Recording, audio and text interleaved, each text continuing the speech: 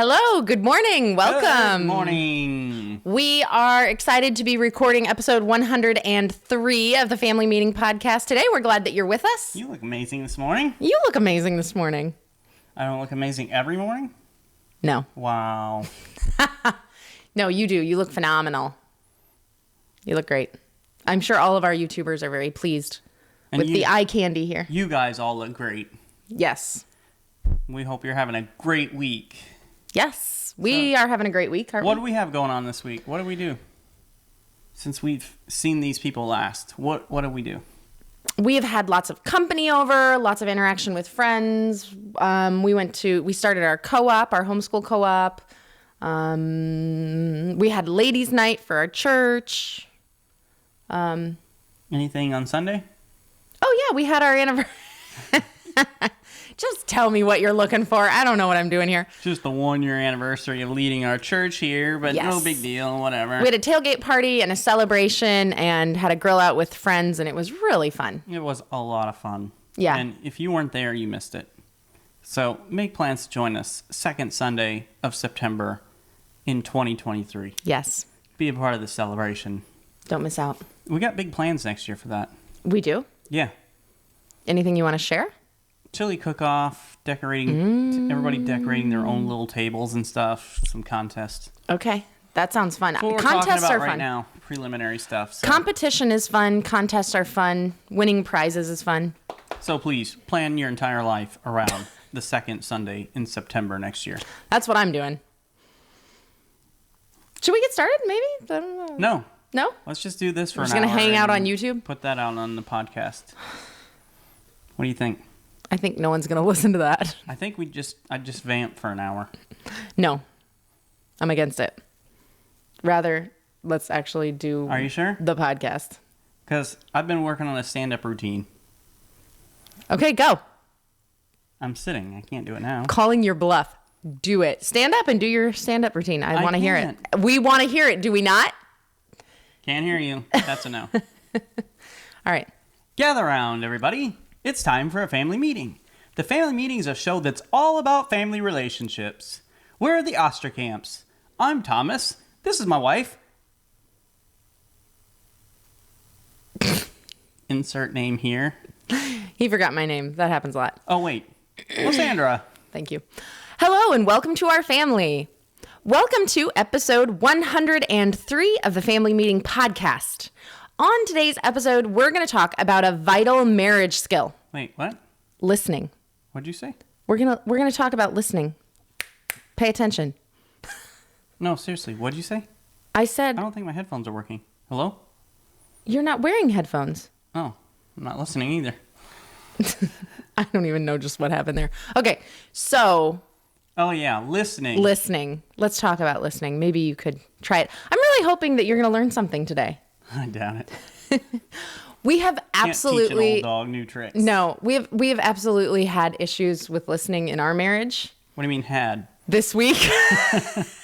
This morning. No, was it last night? I think it was last night when I was talking to you and I was like, okay, so remember how I told you da da da da da. I was talking about something coming up this week, and you were like, wait, It had to wait, do with what? Thursday. I don't know that much. You were scrolling Facebook, and you were like, wait, what? After I'd been talking for a while. And I was like, remember, I told you that so-and-so is happening on this day, and this is the time, and all this stuff. And you were like, oh, yeah. In my defense, I was reading an article on sports. So, That is no defense at all. but I was already reading when you started talking to me. Oh, okay. Maybe that's where we should start with this listening episode is it, whose fault is it It's definitely hers. when someone doesn't hear you? Because I do tell my kids, like, if I'm in the middle of a text, they walk into the room and they're like, hey, mom, blah, blah, blah. And I'm like, let me finish what I'm doing before, like, you talk to me because I'm not listening yet. Like, give me a second. Right. You're in the middle of a conversation. Yeah. Yeah. So that is something to be considered, which... And I can only focus on one thing at a time. So I'm already focused on this. It was like last night we had our lead team meeting at church. And we got there early. had a couple serious things we were going to talk about at lead team meeting in business we had to discuss. And we were kind of having a conversation on the book we're writing together. But my mind could only focus on the meeting at that point. Yeah. And I was asking a question and you weren't answering me. And I was like, honey? And you were like, I'm really thinking about lead team right now. And I'm like, oh, got it. Okay, Yeah, no problem. I can't we'll talk focus later. right now. Yeah, which is totally fine. But I kind of needed to understand that because I was thinking, ooh, we got here 10 minutes early. Let's open up our notes and let's get some business done. But he could not think about that at that moment, which is totally reasonable. Wow, so we've already hit on a lot of things right here before we even started talking about listening. Yeah. Almost what we've been talking about thus far is knowing when to talk and whether or not the listener has the ability to listen at that moment. Well, and also it's hard to know what to key in on when someone's always talking because...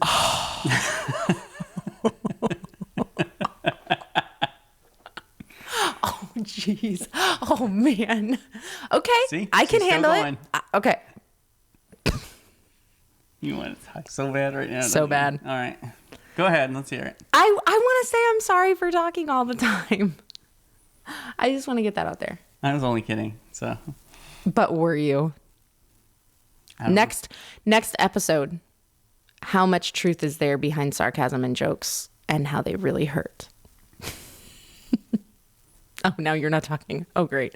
Okay, should we get down to business? I thought we already were. We've been all over the place. Listen, guys, we do have some content for you today, I promise. The place we're going to start today is why is listening so important? Because in marriage, listening is really important. You know what feels really bad? When people don't listen to you, right?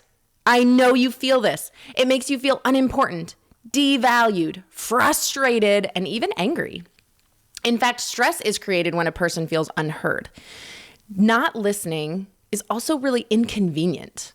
When someone, especially your spouse, doesn't listen to you, it can take extra time to re-explain or plans get mixed up, and it just causes so many issues. Listening is important for practicality, but actually it's more important emotionally because of how it makes a person feel. And people just don't listen anymore.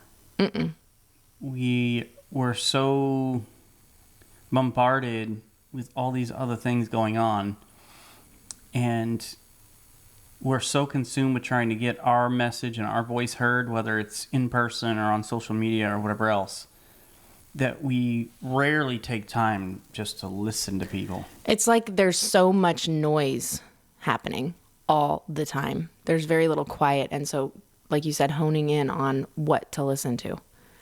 It's difficult. But even though it's difficult, it's important. And I want to share with you some reasons you should be motivated to listen well to your spouse. And first of all, listening well creates a deep connection between the two of you.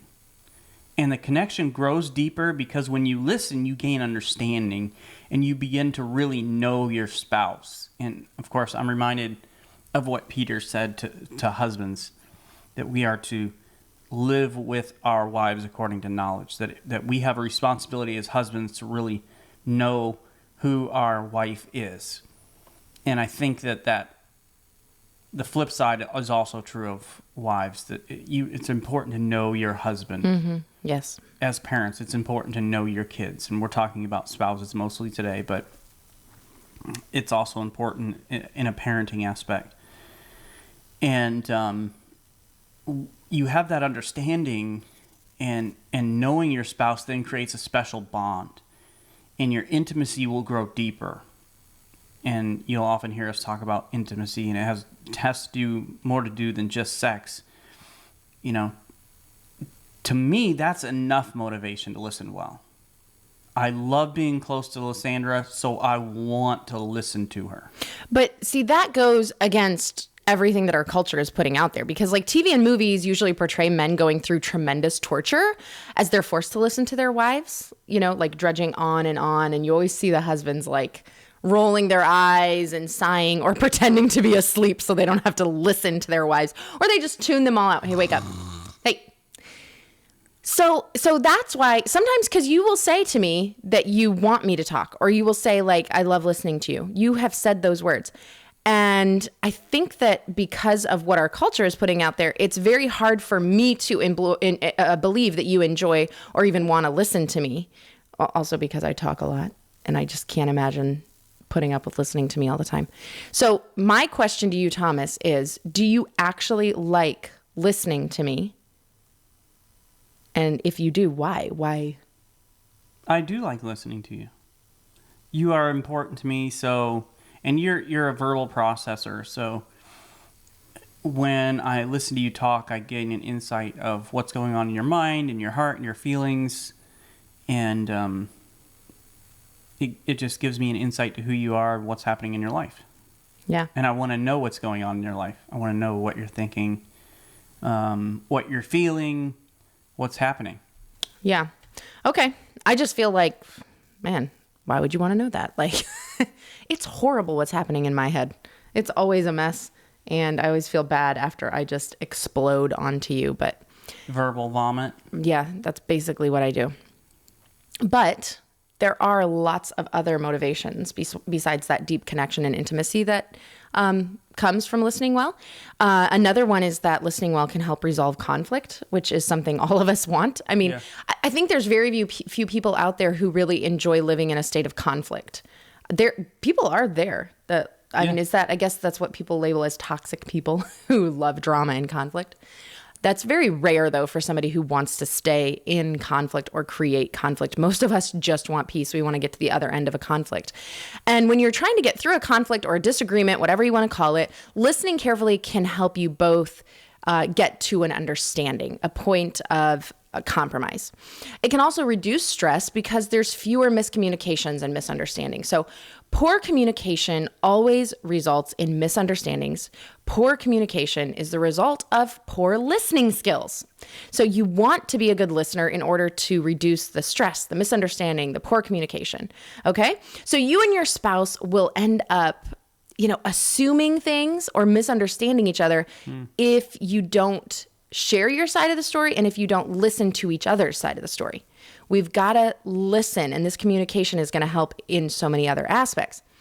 But it's very easy to mishear something or misinterpret information.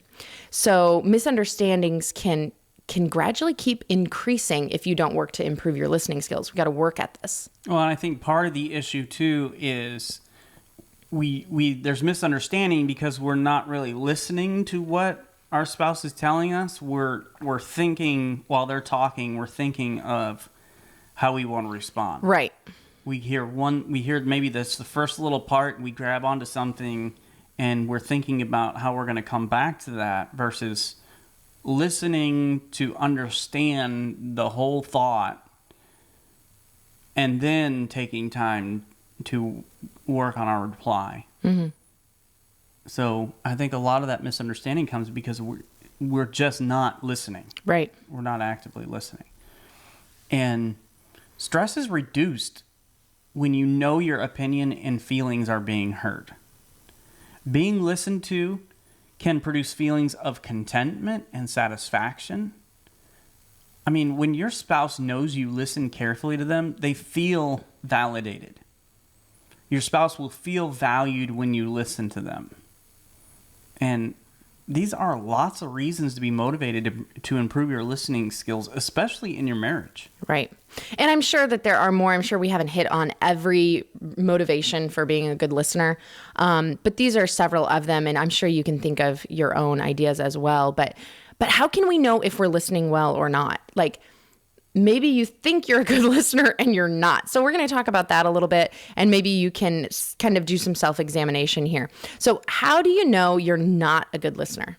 Things like interrupting, tuning out, not being able to ask good questions. You're finishing someone's sentences. You're assuming, you're defensive, you're getting bored, you're uninterested. A lot of these things. So we're going to look at these today and really dig into these things that kind of show, hey, you're maybe not a good listener. Effective listening, though, if you really are listening effectively, one way that you can tell is how your speaker feels. So how your spouse feels when they talk to you can be a good gauge of whether or not you are a good listener. When you've listened well, your spouse will feel better and be known and understood. So when you give your spouse your full attention and you aren't distracted by other people or electronic devices or TV or whatever else, your spouse is going to feel that value and will actually feel good or, better than they did before. So how does your spouse feel after a conversation with you? Do they feel more frustrated? Do they feel relieved? Do they feel stressed? Do they feel peace? I know for me, when I am upset over literally anything, I find Thomas. poor Thomas. And I just unload on him and I just talk about it. And every time, I think I can say every time, pretty close to every time, I leave that conversation and I feel relief. I feel heard and I feel less stress. I feel more peace. You make me feel better. And that's why I go to talk to you. Well, and you touched on being distracted by electronics or something else. And one of the things that you're very good at is when it's something important and you need my full attention, you will let me know. And in a nice way, like kind of like, hey, whenever you're done reading that or doing whatever it is you're doing, can you set that down? There's something I want to talk to you about. Mm-hmm. Right. And that helps to make sure you've got my full attention. Mm-hmm. And you also mentioned interrupting. Mm-hmm. And I remember, there was one of our friends, Brett, that I didn't realize I was doing it, but I was interrupting him all the time. And I remember you telling me later on, like, hey, do you realize every time he goes to say something, you're like interrupting him? I'm like, no, I didn't realize that. So I tried to work on that. That's what I love about you. You are excellent at hearing what someone has to say and then working on that thing. You're really good with constructive criticism. But to be a good listener, one of the things you can do is give feedback as a way to better understand or clarify what your spouse is saying. So you're actively working to make sure you understand what you've just heard. For instance, if your spouse says something like this, I'm so tired from all the housework I've been doing all day, I don't know if I can handle anything else today. And this may or may not be a sentence that has been said in our house this week. So you may want to give feedback and ask a question to help ensure you've heard what your spouse is trying to tell you. So you might say, so you're saying you've worked so hard around the house that you don't want to go out tonight after all.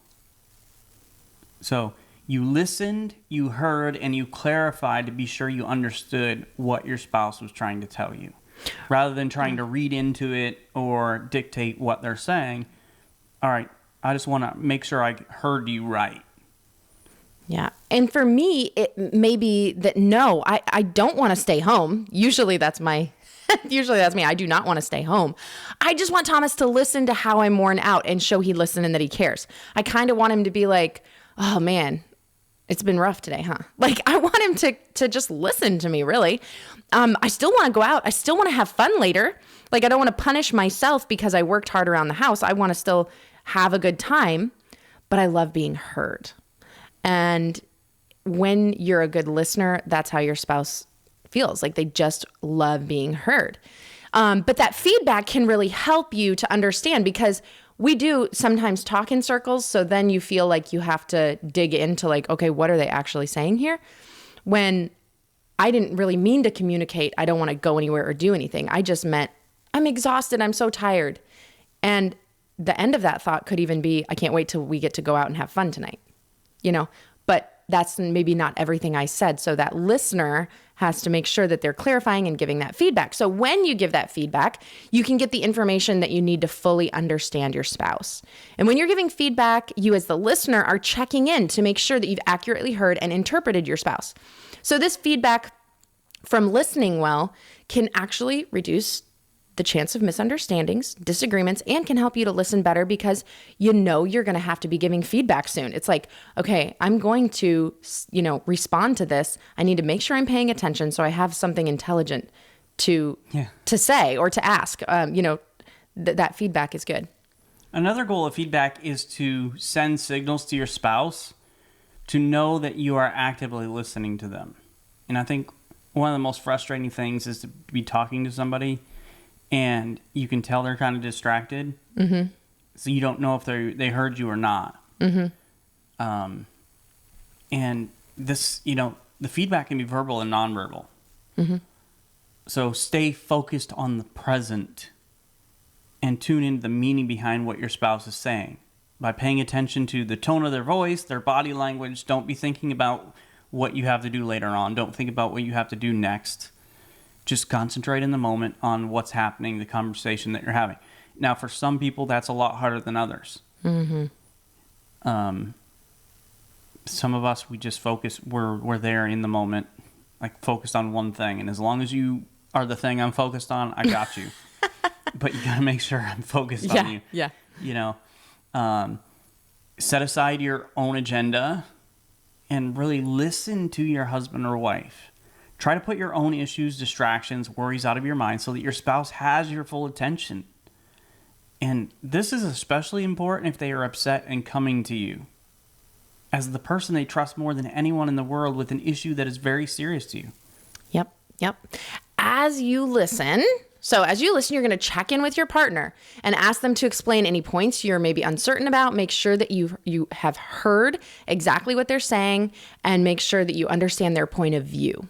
And you can ask questions. So in this feedback area, you can ask questions such as like, okay, well, how did you feel about that? And I've said that to Thomas sometimes because I would say in your natural communication, you don't necessarily tell how you feel, you tell what happened.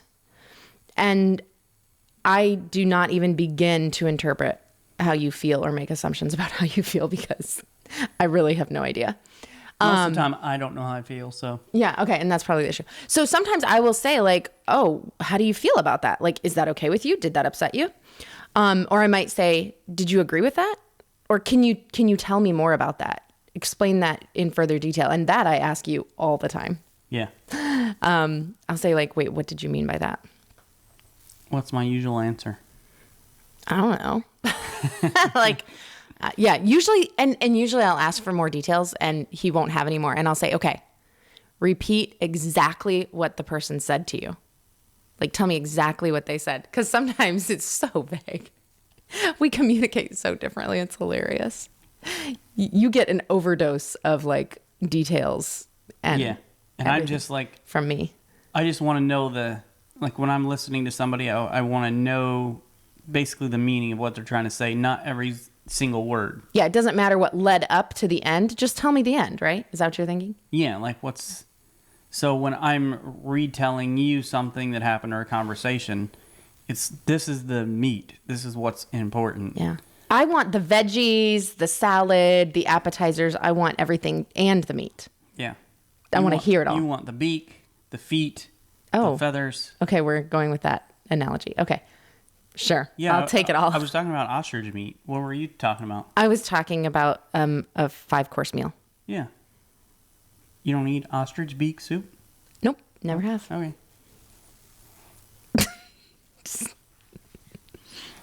Anyway. Yeah, anyway. Getting back to it. Listening well produces empathy. Mm-hmm. And empathy is the ability to share, understand, and even feel the feelings of others. And this is something that I've been working on for the past 20-some years of being with Lysandra. Because Lysandra feels everything everybody feels. Mm-hmm. And I used to feel nothing. Yeah, you seriously could watch somebody cry and be like, Yeah. They're there. Yeah, exactly. You're like, may I offer you a hot beverage? Yeah. And it may be helpful to your spouse if you can remember to physically show your empathy. So you can try this by mirroring the emotions that your spouse has. So if your spouse's face expresses sadness, you should not express happiness. Right. they're crying, pretty basic, if they're but crying, you shouldn't be smiling. Have you ever done this in our marriage? What? Smiled when I cried? Oh, you totally have. The other day, you cracked a horrible joke at my expense when I was like, Yeah, it was too soon. it was way too soon. And I was already crying. And then when you made that joke, it was like the floodgates opened and I was like, and you were like, I'm sorry. It was too soon.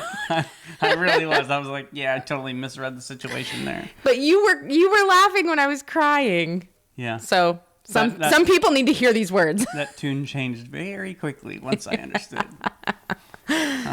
So don't look happy as they share their sad heart with you. If they're sharing a celebration with you, don't look sad, annoyed, or bored. Yeah. Your facial expressions and words should match theirs to a certain extent. And now we're not talking about being fake or phony. Mm-hmm. We're talking about learning how to empathize with people. And have that emotional awareness of the situation. Empathy towards the speaker takes concentration. You know, most of the time our communication medium is nonverbal. Most of what we say we're not saying with words. We're saying with our body language, with our tone of voice. And we're giving out what we're feeling even without saying anything. And you can detect how your spouse is feeling to a certain extent by their nonverbal cues. You know, as a pastor, as a public speaker, it's always interesting to me to watch the crowd while I'm speaking. I know. I do the same thing. Mm-hmm. And a lot of people are very unaware that I can see them. Yeah, isn't that funny how that works? Yeah, it's like, you can see me, right? So that means I can see you. And, you know, you can just tell. I think they feel like they blend into the crowd more than they really do. And it's more apparent with, like, speaking to teenagers. I've done a lot of speaking to teenagers. And they just don't, a lot of times, get that your body language says so much about what's going on inside. Mm-hmm. But your spouse can pick up on that. They can detect, you know, how you're feeling by nonverbal cues. So I can tell if Lysandra's bored or irritated or enthusiastic just by looking at their eyes, mouth, shoulders position. One of the fun things that I like to do with Lysandra is I'll just start a sentence by saying, you know, I feel... This is so low and mean. And then, like, to watch your eyes, like, get wide, like... I get excited. Uh-oh, he's going to share his feelings. And then I'm, like, thirsty. And I'm like, I hate you. I feel hatred. You know, but they can see it. Like, I can see it. So we need to have that knowledge that people can see that. I read a book. I'm trying to remember what the name of it is. It was written by a former FBI agent who did some interrogating. And so he was just talking about body language and all the little cues that people send off. It made me really self-conscious. Oh, really? Funny. So, for instance, if somebody's talking to me, I feel self-conscious about, like, right now I have my arms crossed. I feel self-conscious about having my arms crossed because, you know, supposedly that means you're closed off and opposed to whatever idea is being talked about right now. And I'm like, that may be true sometimes, but this is how I rest most of the time. Maybe I'm just closed off most of the time. I'm naturally closed off. I don't know. Mm-hmm. But, you know, once you really start to think about and understand and care about the way that people perceive you, you know, you think about your body language. You think about what am I saying to this person without saying anything? Can they tell by my interactions? It's, you know, think about how you cross your legs. And there's something about crossing your legs towards somebody that says, "Hey, I'm here with you and I'm in," versus crossing your legs away from somebody. But when you can see that, like when you see somebody's with you, that kind of opens you up to trust them more, share feelings and more openly in the future as well. Mm-hmm. Have you ever been talking to somebody and then all of a sudden you realize based on their expression that they've completely tuned you out? Yeah, and there's also been times where I'm like, all of a sudden out of nowhere, I like realize I've tuned out. You know, you get that blank stare without even realizing it. Yeah. And then it's like, oh crap. What are they talking about? Like, what's happening? Do you then go through your mind to like see if you actually subconsciously heard the words and you're like you're searching for them? Yeah, I do. And then you totally don't hear what they're continuing to say. Yeah, exactly. But the mind is quite a fascinating thing.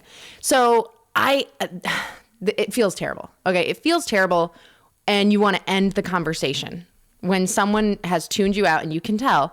You just want to stop talking to them. Like, we're done. We're done here. Well, it's a waste of time at that point. It is. So I don't even think I told you about this, honey. So I had someone tell me in passing that they could see in my eyes when they had lost me. That was their words. Like, I can see when I've lost you. And then she said, oh yeah, I can tell when you're thinking about something else. You're not with me anymore. And they laughed and like giggled because they could read me so well, and it was like a joke. They were seemingly unoffended, but man, it got to my heart. Yeah. I felt so bad, and especially with this person, but with everybody, but especially this person, I make my eyes like, yee! Like, that's funny. Everything they say, I'm trying to be like, like reacting with my facial cues, you know, because I don't want them to ever feel like I've lost her. She's no longer listening to me. I have a real desire to hear people. I have a real desire to be a good listener. I also have a ridiculous amount of stuff going on in my mind, which I'm sure is true for most people, most women, maybe. I don't know. Men have a lot of things going on, but I don't know, not at the same time.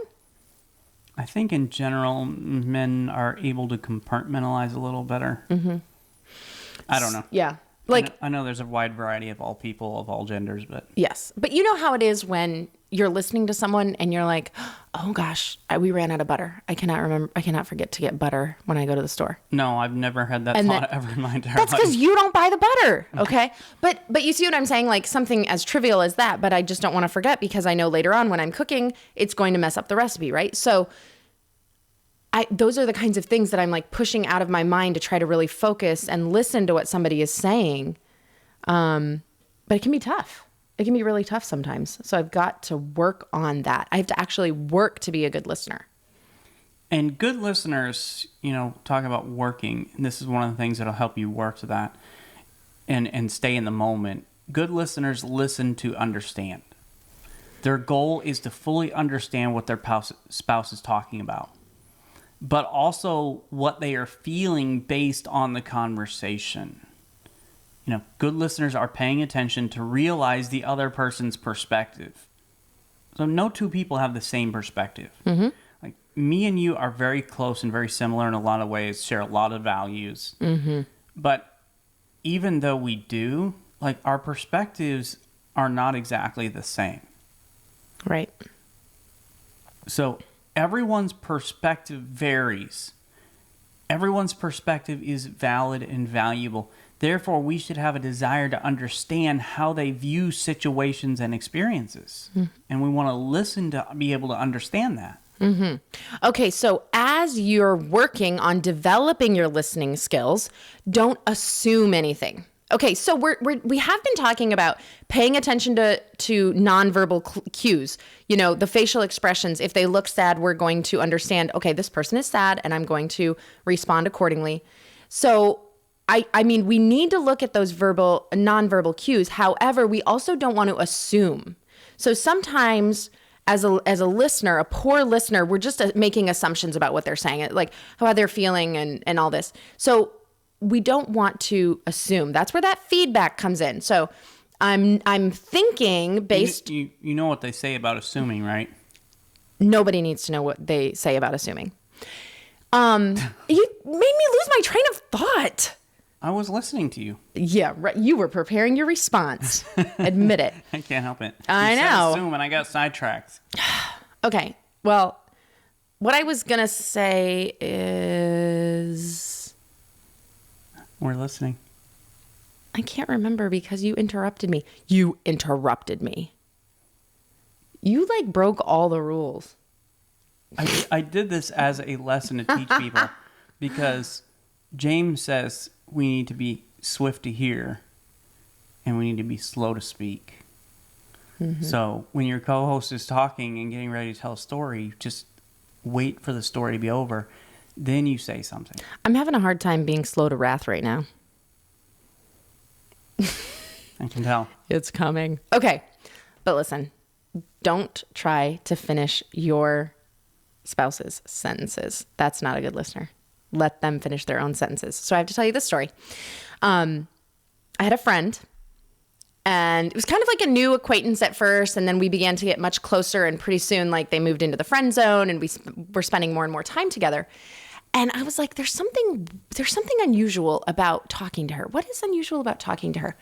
And I was trying to figure out, like, because I couldn't pick up on it right away. I just knew that something was unusual.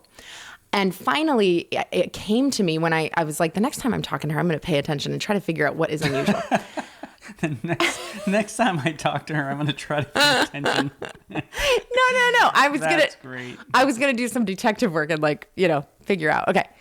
So the next time I talked to her, I realized she had this little habit, and it was just a habit. I guarantee she has no idea she does it. Till now. She would try to finish every sentence of mine. So, like, at the end of when I was getting close to finishing a sentence, she would pipe in and very quietly try to finish the sentence with me. Most of the time she was pretty spot on, but I started doing something really bad. I started doing something really bad. Here's the mischievous side of Lysandra that a lot of you don't know about. I don't have a big mischievous side, but every once in a while I do. And so what I started to do is I would be going one direction with my sentence, and at the end I would just make a left turn so she couldn't get it right when she was finishing my sentence. Oh my gosh, that's hilarious. I kind of feel bad about it now. It was a long time ago, so sorry. Last week. No, it was a long time ago. But, I didn't like that. Once I figured out that that's what it was, I really didn't care for, like, them trying to finish my sentence. Well, it's kind of annoying. It's one thing if somebody's, like, struggling to find a word. Right. And you can tell, like, they're thinking of it, and you reach out to help them with the word. Mm-hmm. But when it's literally all the time... Yeah, it was trying to finish what you're saying. It was the way she communicated. So make sure that you're not finishing their sentences, because that shows right there that you're assuming how they feel. You're assuming that you know what they're trying to say. Yeah. Let them say what they're going to say and just listen. So, like, if they're mad at you or someone else, just let them talk and listen. Don't sit there and try to talk about what they need to do or how, or try to fix it. Just listen. Don't make assumptions about how they're feeling. And then you can ask those intelligent questions, talking back about that feedback, based on the fact that you really listened to everything they said. Now you've got questions you can ask to fully understand without making assumptions or finishing their sentences. And you talked about don't try to fix it. And I think this is where a lot of husbands have a problem. Mm-hmm. Because for the most part, we're very action orientated. And okay, you've told me the problem, I'm going to fix it. When a lot of times that's not even what it's about, and that's not even why you're talking to us or coming to us with the issue. Mm-hmm. You just want to be heard, you want to be understood, you want to be felt. Or vent. So I think this goes along, this is for everybody, but especially those husbands. And there are some wives that I think, too, that have this fix-it mentality. You have to learn to be patient. And sometimes it's just difficult to wait for somebody to spit out the word. Like Tell me about it. Like Ross on Friends, where he takes forever to make a point. You're just sitting there and you're waiting for them to tell you so you can listen. And when our oldest daughter, Catherine, is upset, we go to her, obviously, when we tell one of our kids or our spouse is upset. We go to them, all right, what's wrong? Like, what's going on? What's the situation? And she's a lot like me in the fact that, she thinks about what she's going to say, how she's going to say it. For a long time. And there's times where even I'm like, okay, like it's been like 5 minutes. Spit it out already. But we have to be patient. Give them time to think about the words they want to say, how they want to express themselves. Don't give up. Don't rush them. Don't walk away out of frustration. Just be patient and wait as they gather their thoughts and stay quiet. Yeah, this one's a really tough one for me. Like, you're showing them they have value. Of course, I understand why it's tough for you because you're very go all the time. Yes. And so. Yeah, so this is tough for me to like sit and be quiet and wait for someone to talk. So Thomas takes a long time to share his thoughts, just like Catherine. Well, I want to think about how do I want to say this. Yeah, and I'm like, just say it however. Just say what you think. Like, just say how you're feeling. I want to hear, see, what I want is I want to hear that process getting to the way you want to say it. Because that gives me insight into like what got you to that point. Yeah, but I don't want to be misunderstood. So I want to, as clearly as possible, think about how I want to say something. Interesting. Well, it is tough for someone like me who is a verbal processor. Everything comes out and it's all just blah, right there. Okay. And I just share nonstop. I don't even, you can hear like all of my thoughts. This is kind of an unpleasant comparison, but it's like a word vomit. It is. And that's accurate. It's not pleasant, but it's accurate. Your words are just like, blah. Yep. And they just come all out. Yes. And that's just how I do it. Like, I'm not even trying to change. I'm very pleased with the way that I process things because it makes me feel better after it's done. I feel sorry for people like you. Well, but this is good because it's when you all of a sudden you're quiet, then that's an alarm. That's a warning. Like, oh crap, something serious is going on here. Yeah, you do not want me to be quiet. Quiet. Yes. Oh yes. no, red alert. The thing that's good about listening to a verbal processor, though, is that you never wonder what's happening in my mind. Like, you're never left guessing. No. Ever. I am over here in the dark with you constantly, wondering what's happening in that head, what's happening in that heart, and I have to ask a lot of questions to get the answers. Yeah. You never have to wonder. So there's positives and negatives to both style. But my goal, I'm working on this. I'm trying to do better about waiting for Catherine or Thomas to tell me how they feel. I'm trying to be patient. I'm trying to not talk and sit quietly until they're ready. I often fail, but I'm working on it. You are working on it. You're getting better. Thanks. So, 2 thumbs up. Thank you. I have like this desire when I'm waiting for you guys to tell me how you feel to start being like, is it this? Yeah. Is it that? You want to fill the silence. Yes. Now, one of the ways you can improve your listening skills is by maintaining eye contact with your spouse. Now, don't do it creepily. You do it creepily. You are the ultimate creeper. No, this is also one of those things that I know is important, but I also know if you just stare at somebody, that's weird. So you very good. You have to every so once, and I do this mentally, right? When I'm walking to somebody, I'm talking to somebody and listening. Mm-hmm. You like look at their eyes, and then just glance to the side for just a second. Do you have to think about this? I do. Whoa. I told you, I really think about when I'm having a conversation with somebody, the attention that I'm giving them and what feedback I'm giving them. A lot of energy is going into that. It is. It's exhausting. No wonder you're tired after being with people. But I also know that I'm highly distracted all the time by my phone and whatever else. So that's something I'm actively working to fight against. So therefore, I'm thinking, make eye contact with them. all right, you weirdo, you've looked him in the eye long enough, look away for just a second and come back. And that was something, again, in the book that I was talking about. He was just talking about, listen, if you just keep staring him in the eyeball and never look away, that's weird. People don't do that. So this is where you and I are so different, though, because I've never, ever thought about that in my whole life. You will now. I don't think I will, because I don't really struggle to, like, I don't know. I feel like I don't have these social struggles. I think this is a social struggle, don't you? Probably, yeah. Yeah. And I don't feel like I have that. Like, I've never had to think about that. And I feel like finally I have a win, because there are so many things that you don't have to deal with that I have to deal with, and my issues. I feel like this is a win for me. I'm really excited about this one, because I've never had to think about eye contact.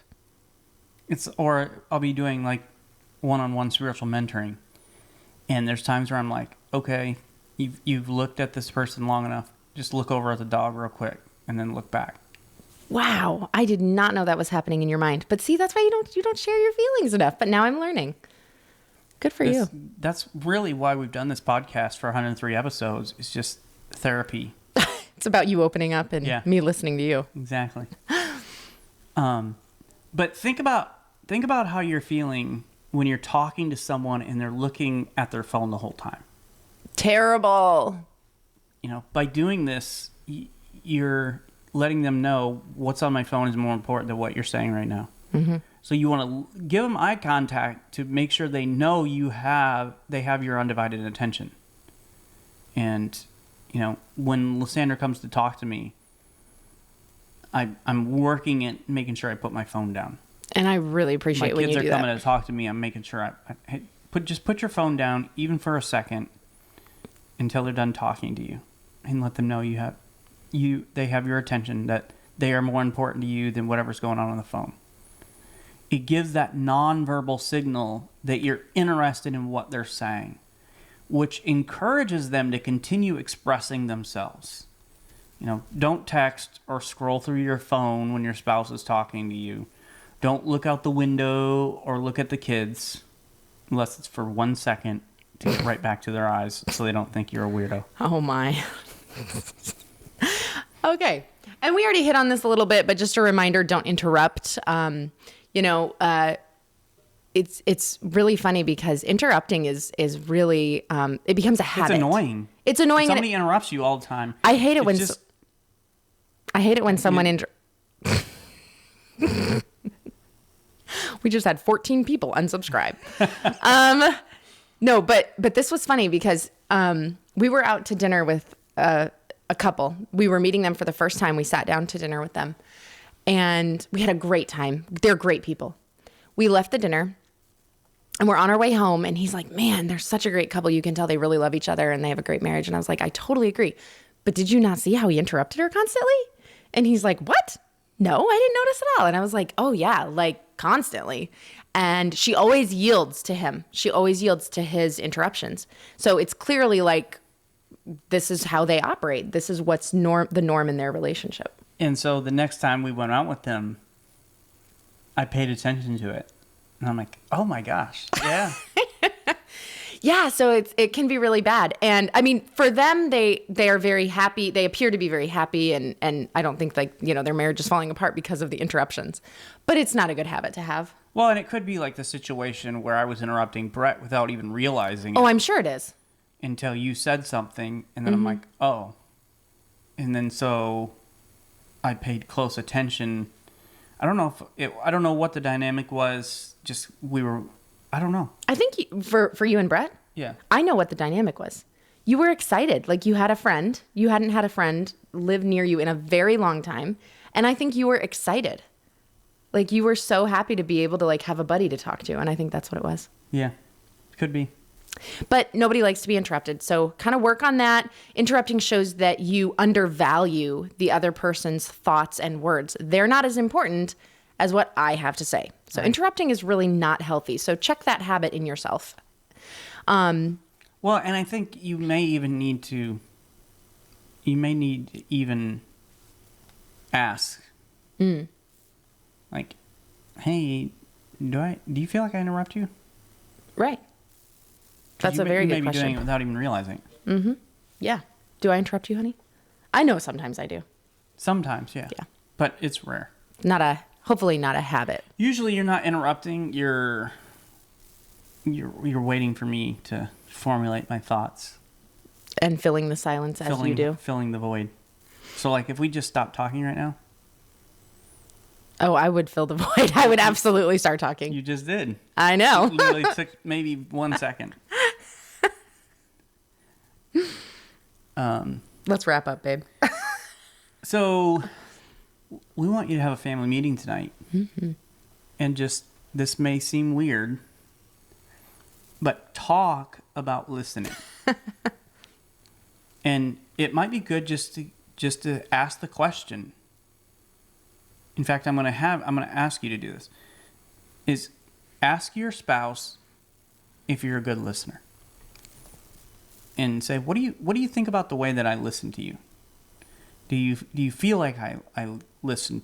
Do you feel like I understand? That I'm trying to see things from your perspective. And ask each other, what can I do to be a better listener? Maybe I interrupt you? Or maybe I'm just kind of zoning off. Maybe I am scrolling instead of really focusing in. Maybe I creepily just stare at you. You do. And you need to tell me, just look away for 1 second. Just 1 second every so often. So it's not weird. You're so weird. You are so weird. I know. But just maybe it is about putting the phone down, though. And you need to spend some time just looking in each other's eyes, not weirdly. And just pay attention to each other. Absolutely. Thank you guys for joining us today. Please go and subscribe to the Family Meeting Podcast from your favorite podcast provider. And if you found this information to be helpful, please share this episode on social media and invite your friends and family to listen in with you. To find more content and information Lysandra and I provide, you can go to our website, familymeeting.org, or send us an email with your episode ideas to info@familymeeting.org. Maybe you want to shoot us a text or a phone call. You have a question or want to share your story with us. You can reach us at 904-257-3062. And we would like to invite you to join us for our next family meeting as we discuss the balance of teaching our kids stranger danger, yet not creating a mindset of fear. This is difficult. Thank you. There is a lot of danger out there. Oh, yeah. That they need to be protected from, but we still want them to live an innocent, happy child's life that they should enjoy. So it's just really tricky.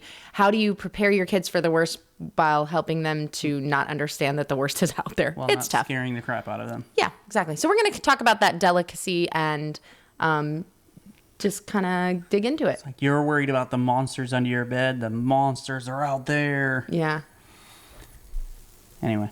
I think we have watched way too much Criminal Minds to be talking about this next episode. Hey, it's research. Thanks for joining us today for this family meeting. Have a great week, everybody. This meeting is adjourned. Yeah, boy. Now, tell me something. I want to listen to you. I'm going to practice. Okay. So today I was at the grocery store and I was looking for mozzarella cheese, and I really thought that the mozzarella cheese would be in the dairy section, but the mozzarella cheese was over in the deli. Right?